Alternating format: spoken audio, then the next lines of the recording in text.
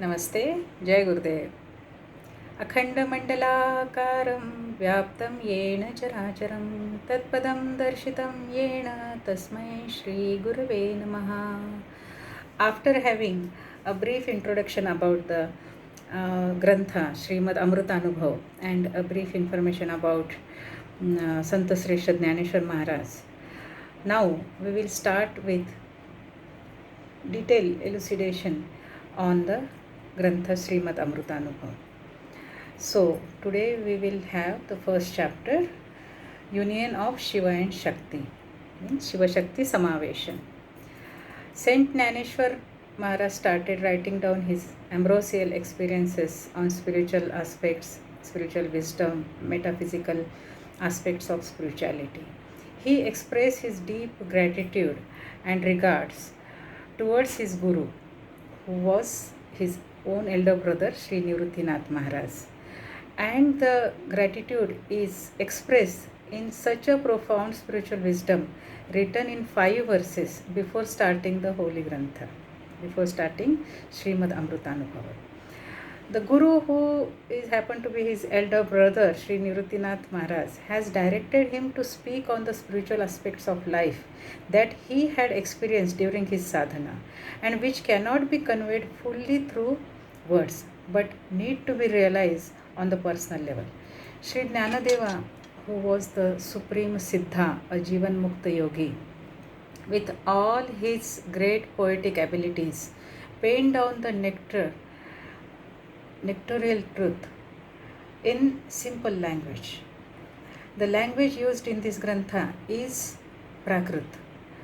There is a tradition to first pay our gratitude towards Ganesha or Saraswati to write before writing down any Grantha. But Jnaneshwar Maharaj, being a very revolutionary Natha yogi, he first bows down in front of Guru. He also salutes to the Shankari Vidya, the wisdom stream of Shiva, and to the union of the Guru and Shiva.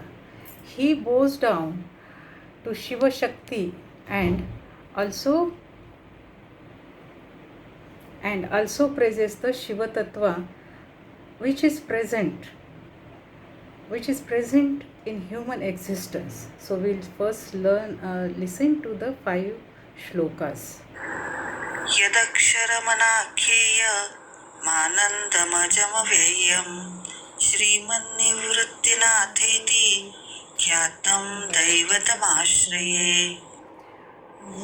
गुरुरित्याख्यया लोके साक्षात् विद्या हि शाङ्करी जयत्या ज्ञानमस्तस्यै दयार्द्रायै निरन्तरम्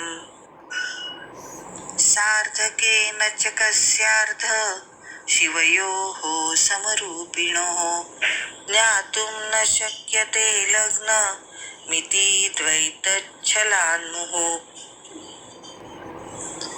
अद्वैतामात्मनस्तत्त्वं दर्शयन्तो मिथस्तरां तो वन्दे जगतामाद्यो तयोस्तत्त्वाभिपत्तये मूलायाग्राय मध्याय मूलमध्याग्रमूर्तये क्षीणाग्रमूलमध्याय नमः पूर्णाय.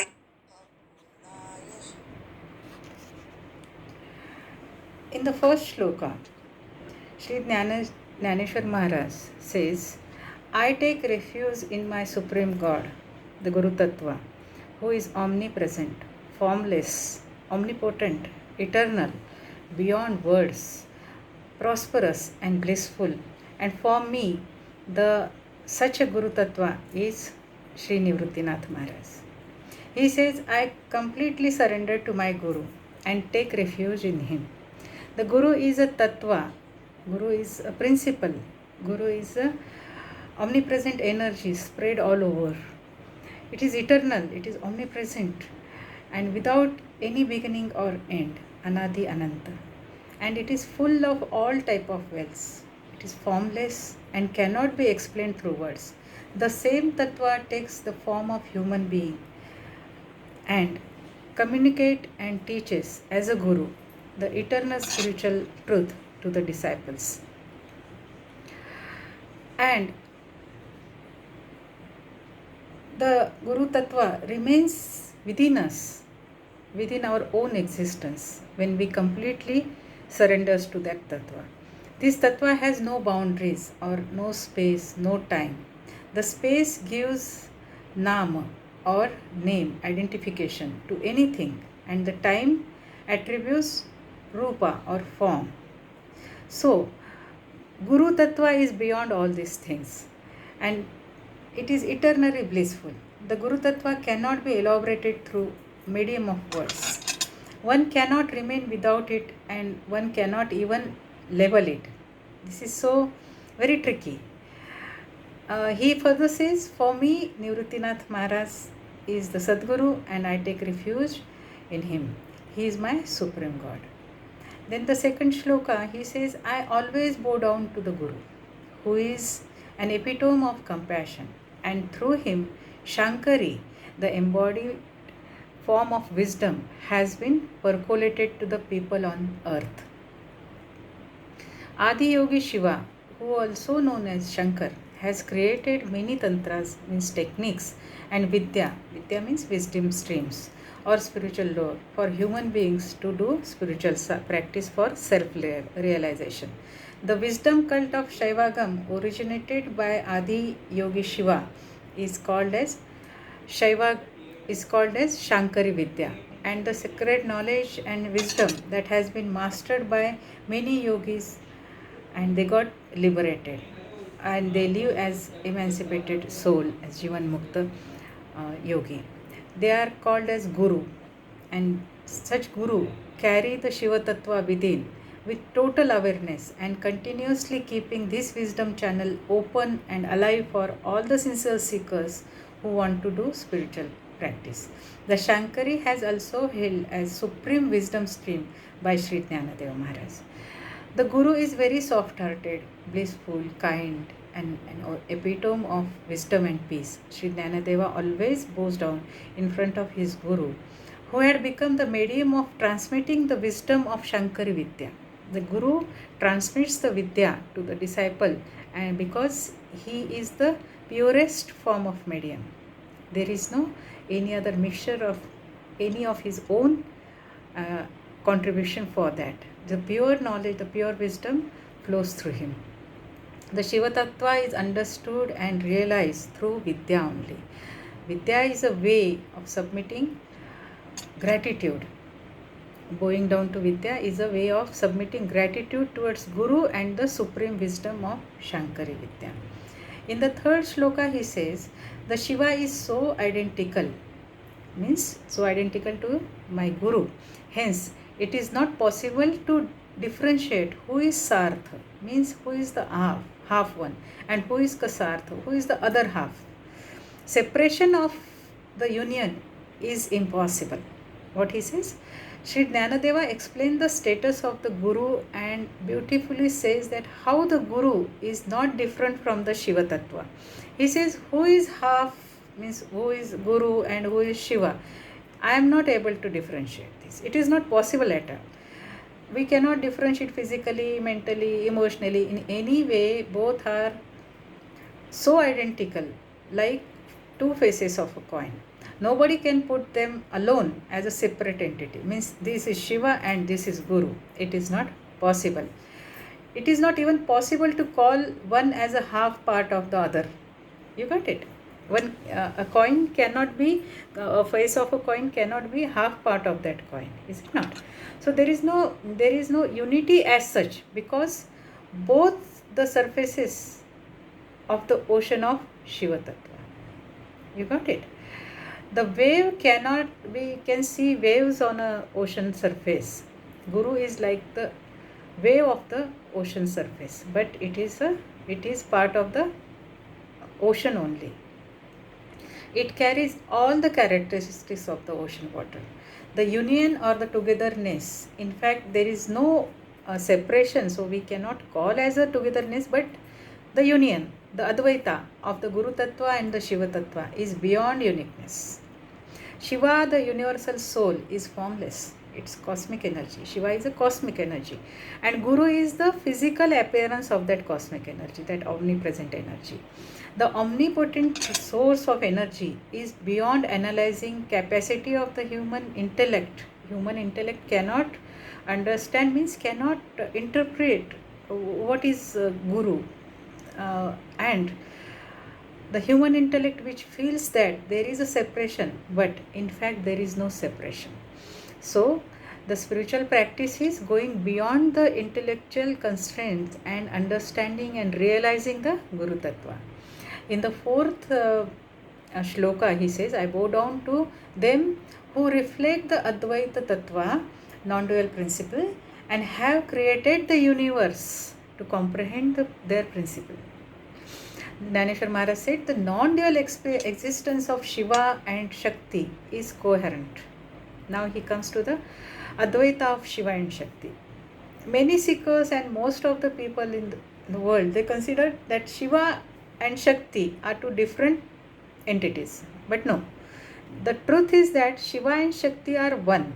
And Dhaneshwar Maharaj said, I accept the Advaita, their non-dual existence, because it is the fact, it is the truth. And I bow down to the supreme energy which happens in the form of divine existence, to comprehend upon the nature and basic principles of the earth, of the universe, of our own life. Then the fifth shloka is very unique.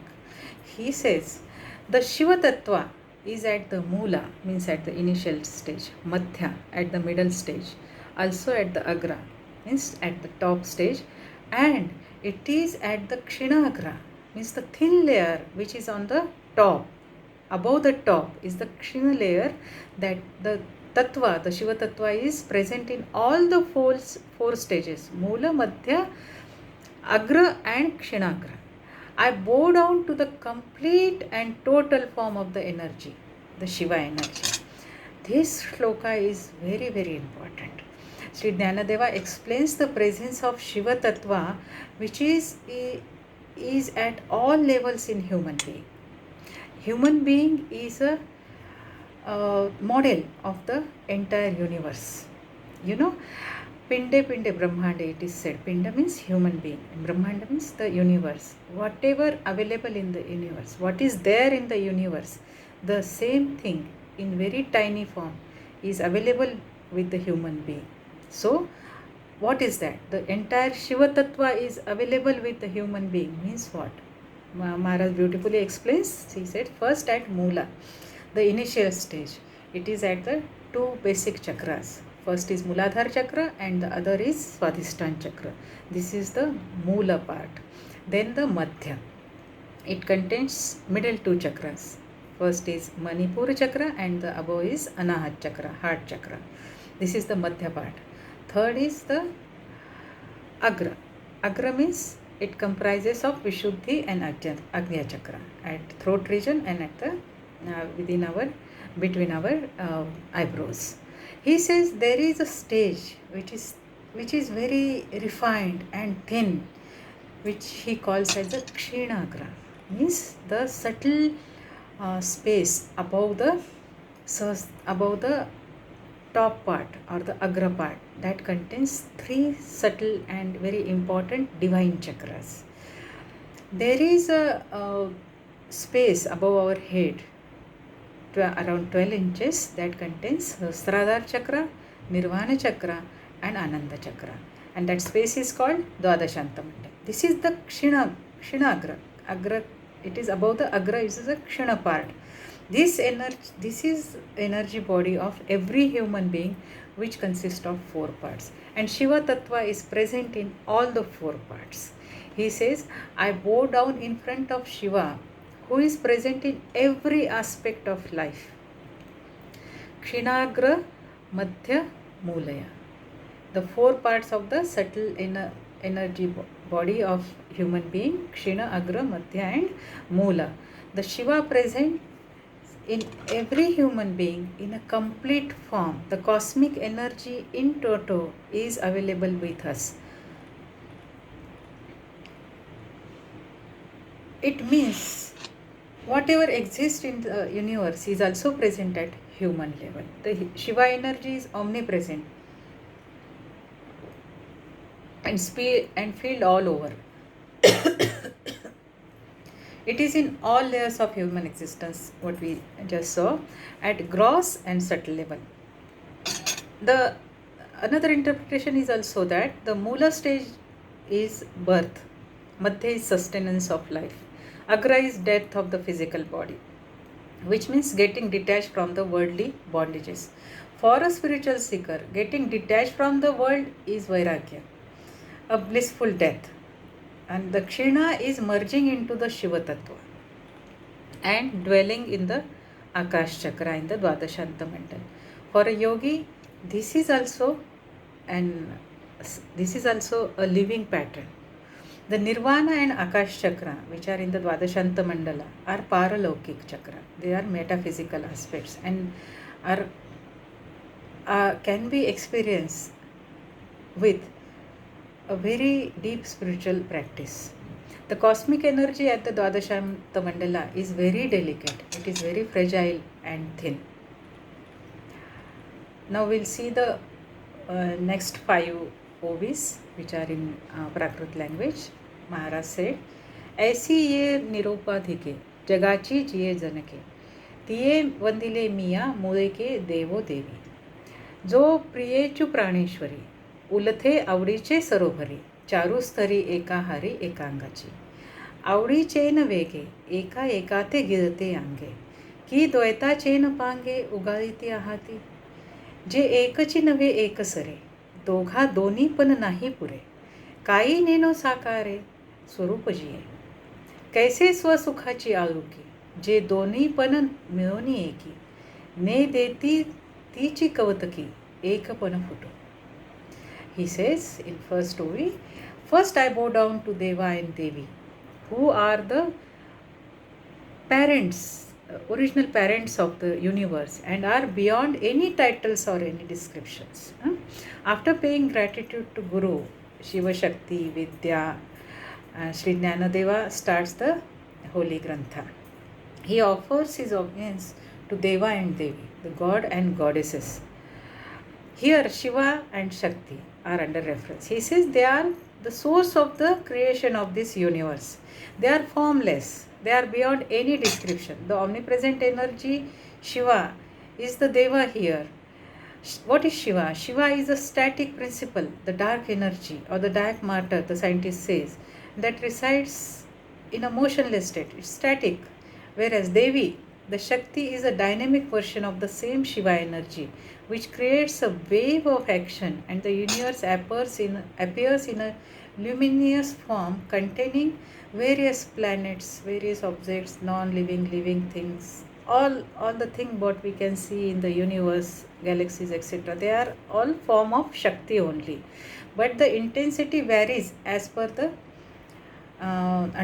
intensity of understanding this varies with the individual's evolution stage.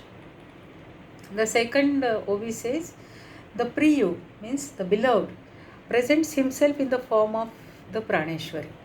Praneshwari means deity of prana and spreads all over. Still they remain in the Charusthali means at the beautiful place in an undivided form merged within themselves. See how beautifully he explains the union of cosmic energy in static and kinetic form. He said the Shiva, the beloved, he is a beloved, himself presents himself, means he expresses himself as a Praneshwari, as a Shakti. Praneshwari is referred to the goddess of prana and his better half, Shiva's better half. He spreads all over the entire world. The entire universe is what? Shakti only. But the Shiva spreads in the form of Shakti. He is the omnipresent Shiva Tattva and represents himself as a Shakti, which puts dynamism and actions in all aspects of the world. Still, the Shiva Shakti union lives blissfully in a beautiful place, in an undivided form, in an advaita and in a merged state. Though the static and dynamic energies are working together, they are in union. For human beings, this Shiva Shakti resides in the Dvadashanta Mandal at 8th and 9th chakra. The upper part of the Anandamaya Kosha is also part of the Dvadashanta Mandal. Shiva is the source of prana force and Shakti controls the prana at gross and subtle level at human body and remains all over in our body. Hence, here she is being referred as Praneshwari because we are alive because of the Prana Shakti and she is the Praneshwari, means she is controlling the prana. Although she is the form of Shiva only. The third OV says, due to the force of attraction, Shiva Shakti swallow their body parts as if they are just reconfirm their duality in their oneness. See, this is very tricky thing. Huh? The Shiva and Shakti continuously emulsifying and oozing out of each other. In Natha Sampradaya, this is being called as a Pratiprasav. This is a principle called as Pratiprasav, that creating within and dissolving in oneself only. The Shiva and Shakti gulp each other and expunge again. The Shiva is a static energy, Shakti is a dynamic energy, always remain in a state of plus. When the Shiva Tattva is prominent, the person becomes calm, meditative and within the domain of Shiva and domain of Sattva. When the Shakti becomes dominant, the person becomes dynamic, full of action, responding to the resource of energy, sources of information, what we are getting from around. That means the Rajasa Tattva is active and it becomes predominant. The person becomes active. When the actions don't remain merely in a responsive state, but turned into reaction, the person can slip into the state of Tamasa. There are 3 states in which the human being keeps on rotating. First is Rajasa, then first is Sattvic, second is Rajasa and third is Tamasa. This process do not happen individually. Like every action of the Shakti contains an impulse of Shiva energy. It is a process of merging and projecting out of the both. Means Shakti is projecting out of a Shiva when she is active and Shiva is projecting out of the Shakti when the person is in meditative state and in Sattva Bhav. There is a strong centrifugal force, potential energy that exists within the Shiva, which then acted upon becomes kinetic energy, the Shakti. They gulp each other's body parts. Means what? Shakti becomes prevalent when there is dynamic actions going on. And Shiva gulps the Shakti during meditative state. When we sit for meditation, what we think? That we should think that I am nothing, I do nothing and I want nothing. If we sit in meditation with this mindset, then we can truly enter into meditation. And what is that? That is a statistic. We are doing nothing, we don't want anything. So this is a static state.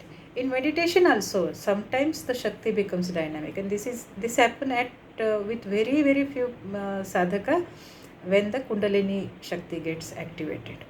So the Shakti governs the 3.5 sheath or layers of our existence, which are Annamaya Kosha, Pranamaya Kosha, Manomaya Kosha and Vijnan, some part of Vijnanamaya Kosha. There are 5 koshas, Annamaya Kosha, Pranamaya Kosha, Manomaya Kosha, Vijnanamaya Kosha and Anandamaya Kosha.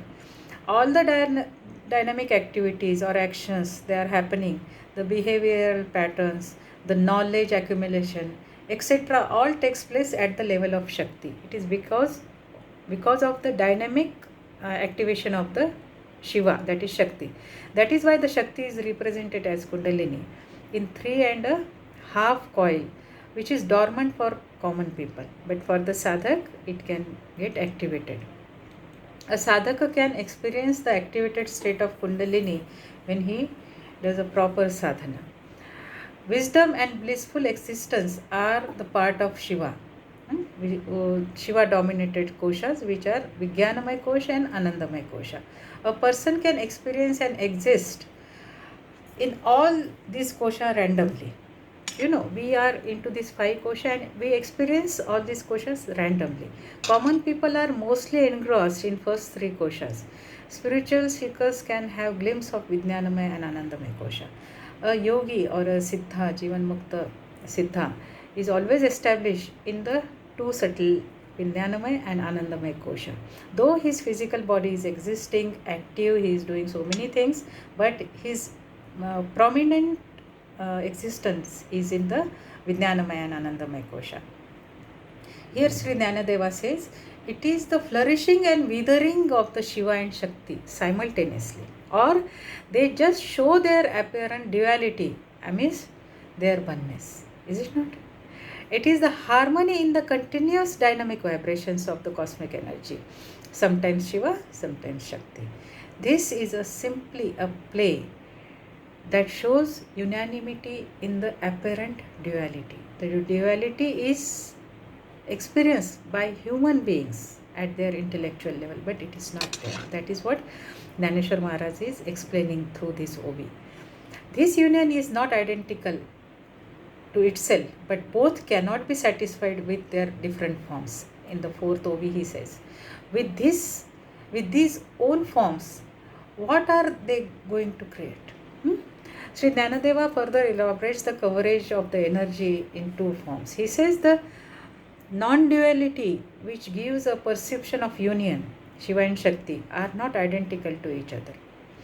Even though they are so vast and keep on merging into each other, the diverse forms are not sufficient for them to exist. See how beautiful it is. The energy stored in us is so high that it has the ability to perform many fields with diverse capacities. It is hidden secret that the magnanimous actions that can be performed by union within its own forms. The Shakti unveils herself in various kriyas. Holistic action. What is kriya? It is holistic actions. The human being has constraints of time and space. Why we cannot understand this? Because the human being has constraints of time and space. So the human remains in defined karmas within his body and mind complex, within the limits of body and mind. When the constraint drops, the human can have many siddhis and can go beyond the limitations of time and space. This freedom in the realm of Shiva happens due to the energy, the vast energy within. Every human has a subtle and dormant wish to have this freedom from the constraints of time and space. So the Shakti is not satisfied with the ordinary human form with many limitations. The Shiva is the ultimate state of the elevated form of Shakti. So until she creates a spur of wisdom in the human body, in the human existence or a human being, he remains partially unmanifested. The Shiva remains partially unmanifested at the human level. With this partial unmanifested existence of Shiva and Shakti, what do they want to create? Why the play is going on? What is the main concept behind having the whole energy play of unrest? This is a spiritual unrest. Every sadhak or every spiritual seeker and experiences. In the 5th OV he said, what type of urge is this? To see bliss in one's own self. These both, the one who wants to see the own self and the own self who is being seen, are not different but one only. It is so admirable to see that this urge also never creates duality. It is very mystical verse, Sri Jnanadeva writes, to confirm the uniqueness of the unity of Shiva and Shakti. He says, there is an urge to experience the bliss of the self. What type of mystery is this, in which the Shakti wants to see her bliss in Shiva? But the two, the Shiva and Shakti, are not different. The energy wants to see her own blissful state independently, and also the Shiva tends to see herself in his own dynamic form Shakti. There is no virtual relativity in Shiva and Shakti. It is very mystical when we see that the witnessing is also allowed by the aspect being witnessed. You got it? There is no gap or duality in them. Still, the Shakti wants to observe Shiva, but here is the most wonderful thing is that the urge never creates a duality between them. They remain in a unique entity with the mesmerizing urge to see each other. See how Dhaneshwar Maharaj is expressing the fusion and fusion happening at human level and at the cosmic level. This we'll see in the next episode or the next session. Jai Gurudev, Ramakrishna Hari.